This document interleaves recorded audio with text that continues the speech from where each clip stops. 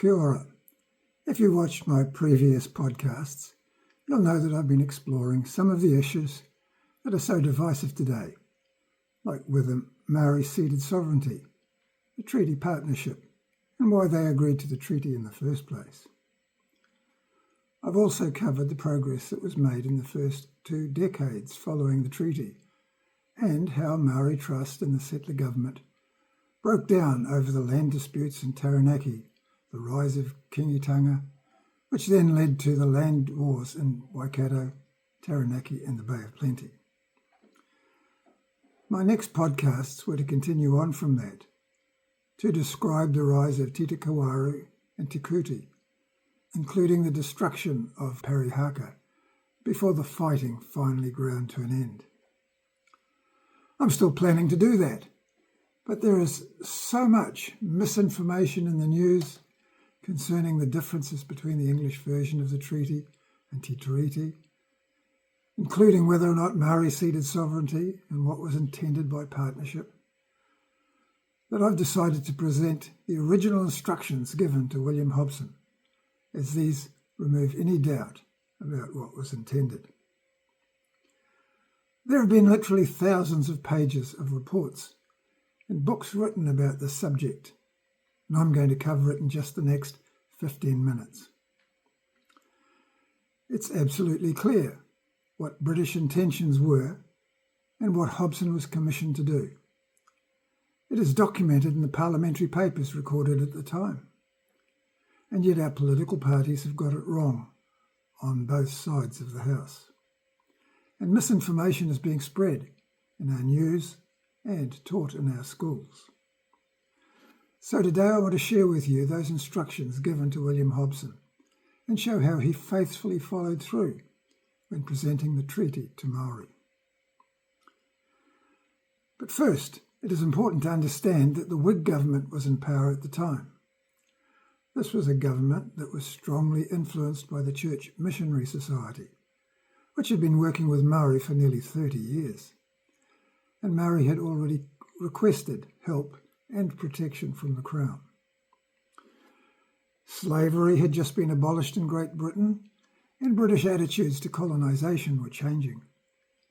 While there were always going to be competing views, the Whig government wasn't just resistant to colonising New Zealand, they also expressed concern for the well-being of the native population.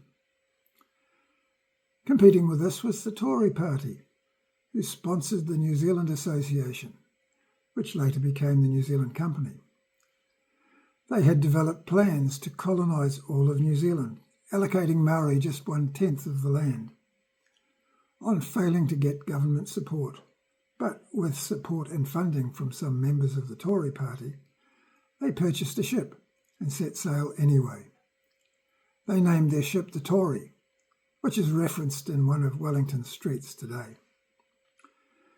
Faced with this, along with French plans to colonise New Zealand and the existing 2,000 or so British settlers already living there, the British government were forced to act. William Hobson was then commissioned to set sail to New Zealand to obtain agreement from Māori to cede sovereignty to the British Crown. And the Colonial Office prepared the following instructions, which the Marquess of Normanby passed on to William Hobson. It's a long, comprehensive document, so I'll just cover specific statements that make clear what the treaty was intended to achieve. But I've provided a link below so that you can read the entire document for yourself.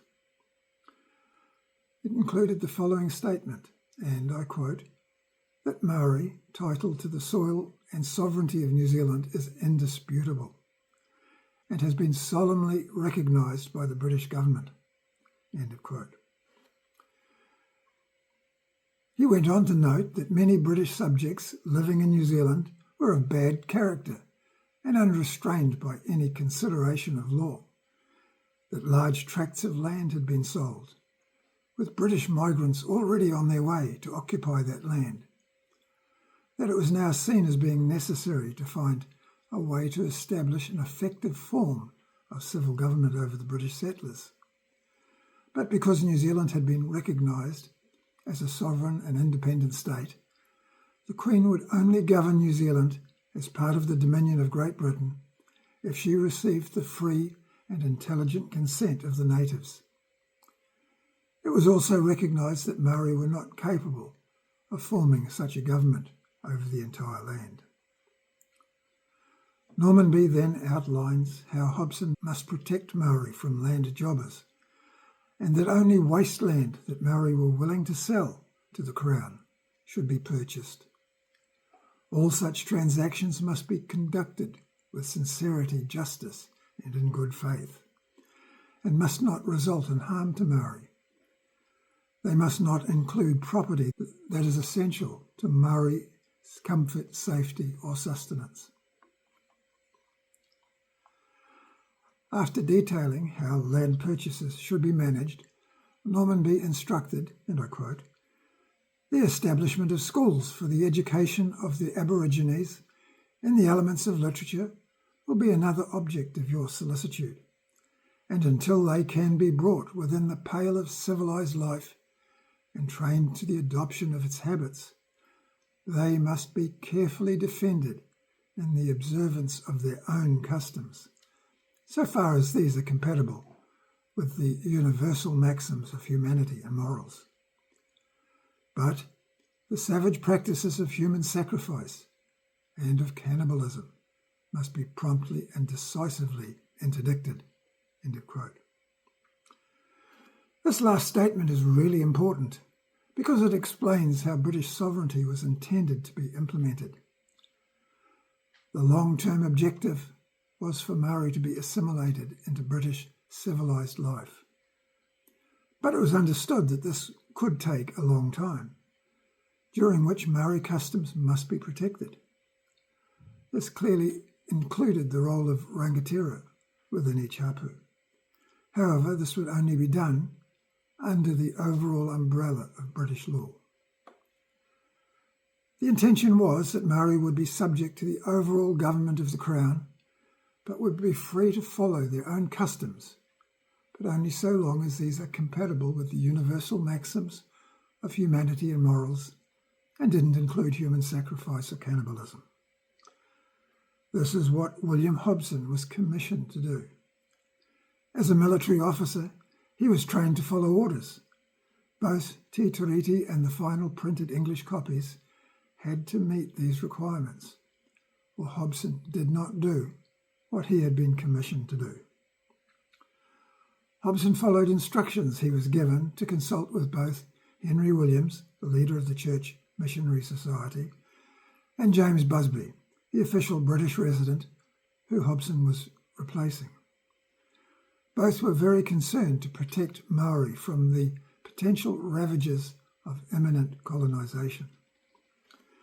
Following the signing of the treaty, Hobson then sent copies of Te Tiriti and the English version of the treaty back to the Colonial Office in the UK as confirmation of what he had done. And it was accepted that he had fulfilled his commission. So, what did the treaty have to say?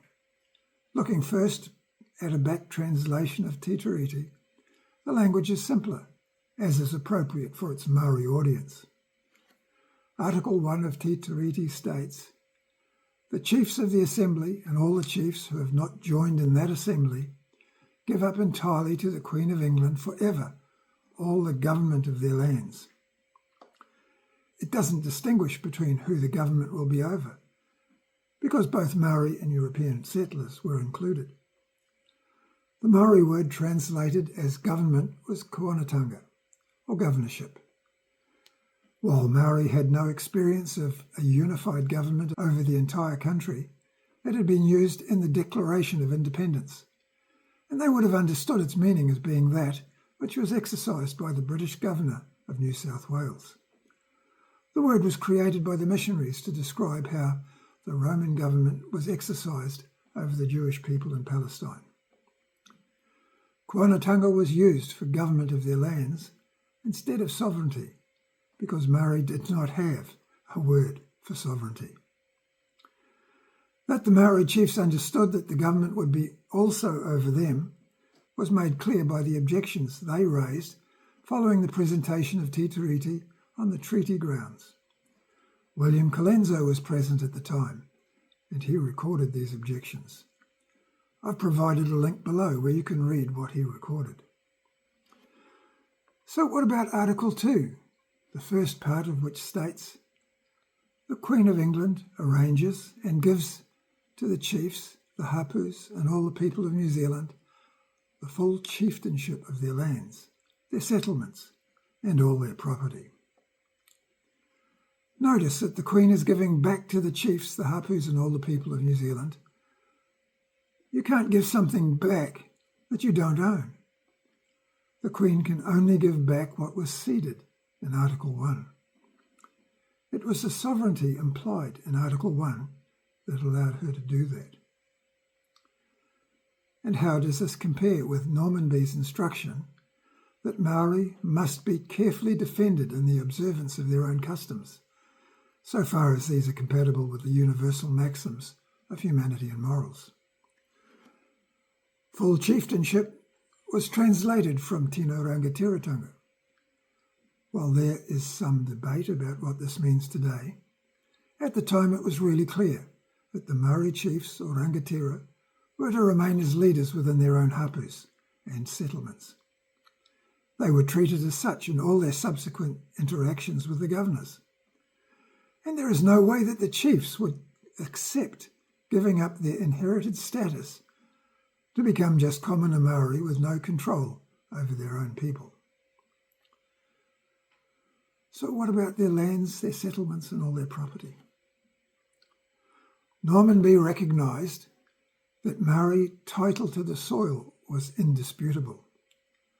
Hobson was only authorised to purchase, by fair and equal contract to the natives, the cession to the Crown of such wastelands as might be progressively required for the occupation of the settlers resorting to New Zealand.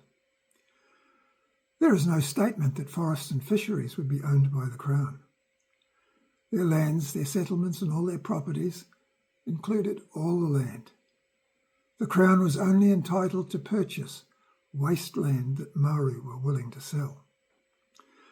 This is what the chiefs would have understood when the treaty was presented to them at Waitangi. The remainder of Article 2 covers the Crown's right of preemption for the purchase of land. Preemption was used in the English version, but it is a legal term that would not have been familiar to Māori. Te Tiriti simply describes this as giving the Queen the right to purchase those pieces of land. Again, the intent is the same, and the appropriate language is used for each audience.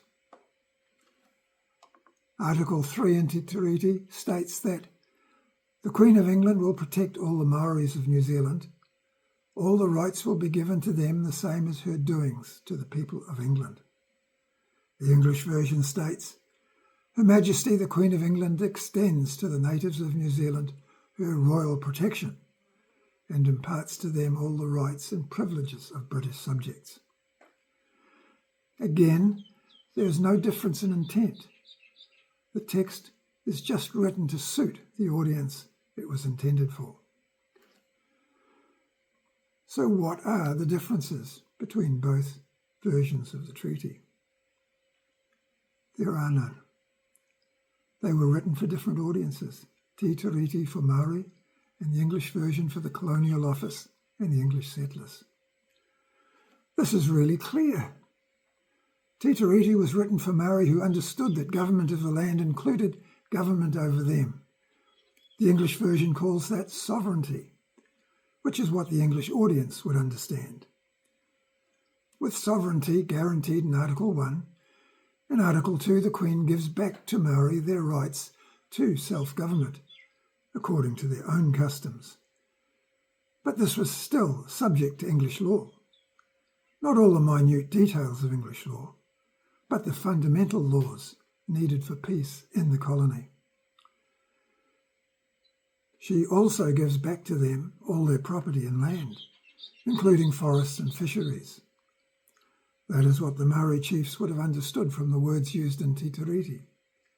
It is spelled out more clearly in the English version, because British law can treat forests and fisheries separately. So there were no significant differences in the intent of both Te Tiriti and the English version of the treaty. But there are some important corollaries to this. 1. Maori self-government was limited to being within each hapu. It was not intertribal or over the whole land. 2. Maori could participate with Europeans in the government of the land as individuals who had been given all the rights and privileges of British subjects. 3. The long-term intent was for Maori to become fully assimilated as British citizens, who were subject to all British laws. However, this was expected to take a significant time. There was no time frame or mention of this in either version of the treaty. Maybe we should now ask if Maori have had enough time. 4. The treaty was only concerned with the application of law. This is completely separate from customs like language and culture. So, who in the media, or our government, or in our education system is providing an accurate description of what the treaty was intended to achieve? You can now decide for yourselves. False information is polarising our country. Extreme positions are being promoted. And yet the truth is something we should all be able to agree on. There are important issues to resolve, and maybe there are changes we should now make. But having this information as a foundation is the only way we can move forward in a positive way. The treaty signing was just a moment of time.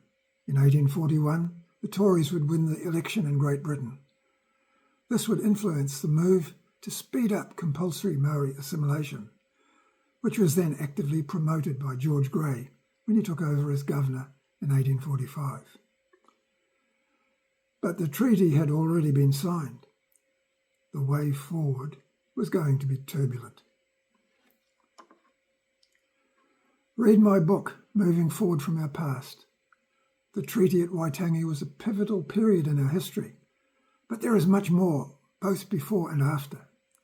And I have summarised the key events and issues so that they can be easily understood. The links are all included below.